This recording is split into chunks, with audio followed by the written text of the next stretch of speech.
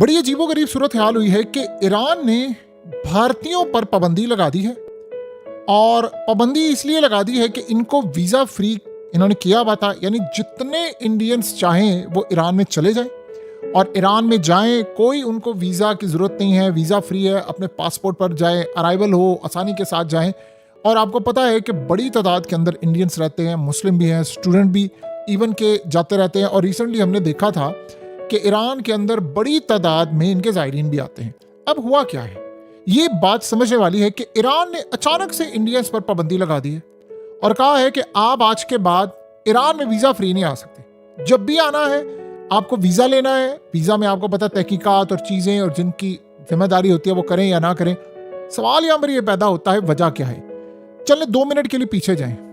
Qatar के अंदर जो इंडियंस पकड़े गए थे, जो इसराइल के लिए जासूसी कर रहे थे उनकी नेवी के अंदर, क्या हुआ था, कतर ने उनको सजाए मौत दे दी थी और उसके बाद मोदी उनको छुड़ा कर ले गया था। मोदी ने बहुत बड़ी कामयाबी की। वो किसके लिए जासूसी कर रहे थे? इंडिया के लिए तो नहीं वो कर रहे थे, वो इसराइल के लिए जासूसी कर रहे थे। अब इसराइल इसी तरह काम करता है। अब ये बात जरा आप इस पॉइंट को पहले समझे। अब ईरान ने इस बारे में कोई बात नहीं की। जितना मर्जी इंडियन मीडिया पर आ जाए कि जी असल में हो ये रहा है कि बड़ी तादाद में जो लोग जाते हैं ईरान, वो वहाँ पर जाकर मुलाजमतों के लिए जाते हैं, उनको धोखा दिया जाता है, उनसे एजेंट पैसे लेते हैं, उनको ये करते हैं वो करते हैं। बहुत सारी बातें उन्होंने कही हैं कि जी वो इंडियंस आते हैं वहाँ पर, उनके लिए बड़ी फैसिलिटीज़, फिर वो वहाँ पर जाकर अगवा हो जाते हैं, तवान होता है, बड़ा कुछ होता है। इस सारी वजूहात सारी दुनिया के लोगों के साथ होती हैं, ईरान के अंदर भी और हर जगह बाकी। इसका ये मतलब है कि आप वीज़ा बंद कर दे, वीज़ा फ्री, ये मामला नहीं है।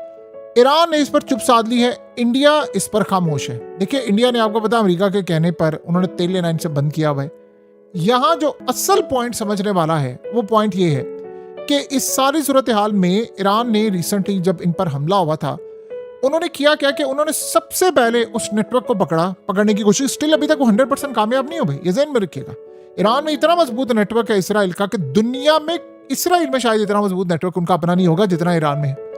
आप सोचें 20 जगहों पर इकट्ठे एक जगह एक वक्त में, यानी डिफरेंट जगहों पर एक वक्त में आपने न्यूक्लियर साइंटिस्ट मार दिए। यानी लेट से मिसाल के तौर पर अगर 10 बजकर कोई टाइम हो तो आपने कई शहरों में एक ही जगह पर सारे बंदे कैसे मार दिए।